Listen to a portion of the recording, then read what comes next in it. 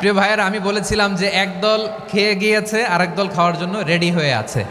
তো কোনো দল এটা নিয়ে কোনো কথা বলল না। আপনারা এটাকে নিজের গায়ে যে মাখালেন, এটা ঠিক হয়নি। আর এই জাতীয় বার্তা যখন আমরা দেই, তখন যদি আপনি বলেন যে পারলে রাজনীতিতে আসেন, পারলে দল করে দেখান, এটা হইল? তো যশোরের প্রোগ্রামের এক ভিডিওর পেছনে আমাদের কিছু দিনী ভাইরা 6 বছর আগের এক অডিও ব্যাকগ্রাউন্ডে জুড়ে দিয়ে বিভ্রান্তি ছড়ানোর জন্য সোশ্যাল মিডিয়াতে ছড়িয়ে দিয়েছে।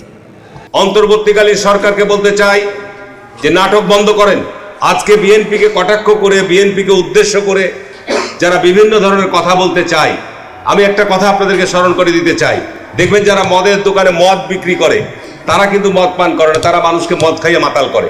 ঠিক ঠিক না বেঠিক বলছি কথাটা? আর ধর্ম ব্যবসায়ীরা কিন্তু ধর্মভীরু নয়, ধার্মিক নয়। ধার্মিক তারাই যারা ধর্মভীরু।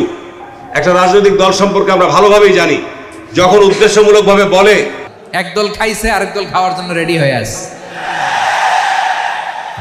আমরা এরকম চাই না যে এক স্বৈরাচারকে বিদায় করে আর এক স্বৈরাচারকে নিয়ে আসবেন। কাকে উদ্দেশ্য করে বলেন?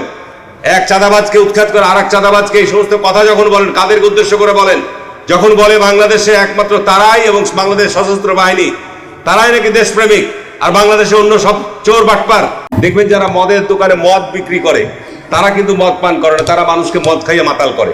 ধর্ম ব্যবসায়ীরা কিন্তু ধর্মভীরু নয়, ধার্মিক নয়। ধার্মিক তারাই যারা ধর্মভীরু। কেন আমাদেরকে টার্গেট করছেন? আমি বললাম যে আপনারাই এতদিন 15 বছর বলে আসছেন ঠাকুর ঘরে কেড়ে কলা আমি খাই নাই, আপনি কলা খাওয়ার দায়িত্ব নিয়েছেন কেন? আপনি কলা খাওয়ার দায়িত্ব নিলেন কেন? আমিরে জামাত কোনো একটা জায়গায় বিএনপির নাম উচ্চারণ করেছে, যদি প্রমাণ করতে পারেন প্রত্যেকটার শব্দ আমরা প্রত্যাহার করব। কিছু মানুষ এখন আলেমদেরকে অলরেডি ধর্ম ব্যবসায়ী বলে ফেলেছে। যদি কেউ চিন্তা ভাবনা করে এই কথা বলে থাকে, তার ঈমান চলে গেছে। সে যেই হোক, আলেমরা নবীর ওয়ারিস। এই যে হারুন, এটা এখন উল্টা পাল্টা কথা ছড়াচ্ছে এই কারণে। কেন এতদিন আপনার সাথে ছিল, কিছুও তো বলেননি, হঠাৎ করে আপনার কি হয়ে গেল? কারণ ও দেখতে পেয়েছে যে চাঁপাইনবাবগঞ্জে সেখানে জননেতা নুরুল ইসলাম বুলবুল, শিবিরের সাবেক সভাপতি, এনার যে জনপ্রিয়তা, আর চাঁপাইনবাবগঞ্জ বলা হয় বাংলাদেশের দ্বিতীয় কাশ্মীর। কথা বোঝেন? এই 15.5 বছরে যত জুলুম অত্যাচার হয়েছে, সবচাইতে বেশি হয়েছে সাতক্ষীরা, 2 নম্বরে চাঁপাইনবাবগঞ্জ। সেখানকার মাজলুম মানুষগুলো সব ইসলাম প্রিয়।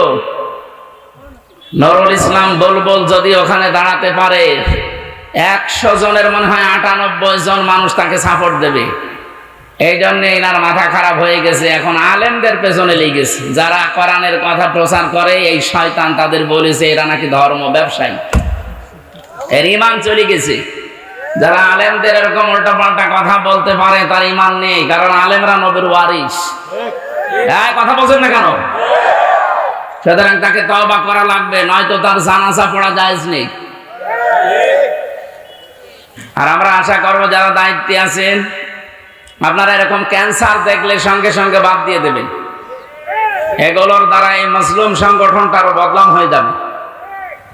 তিল তিল করে শহীদ জিয়া এই দলটাকে তৈরি করেছিল, এ পর্যন্ত ঠিকই আছে। আর এই কিছু কোলাঙ্গারের কারণে যদি এখন নষ্ট হয়ে যায়, ডুবে যায়, তো এই 15 বছরে তো আপনি একদিনও জেল খাটেননি। যারা জেল খেটেছে তাদের মুখে কোনো কথা নেই, আপনি টের পান। আমি নিজে তো ভিকটিম, আমি দেখেছি। জালেমরা সব নিয়েছে আমাদের এক জায়গায় রাখতো। কিসের বিএনপি, কিসের জামাত, কিসের হেফাজত, কিসের চরমনায়। আমি যাদের সাথে ছিলাম সবই 4 দল একসাথে।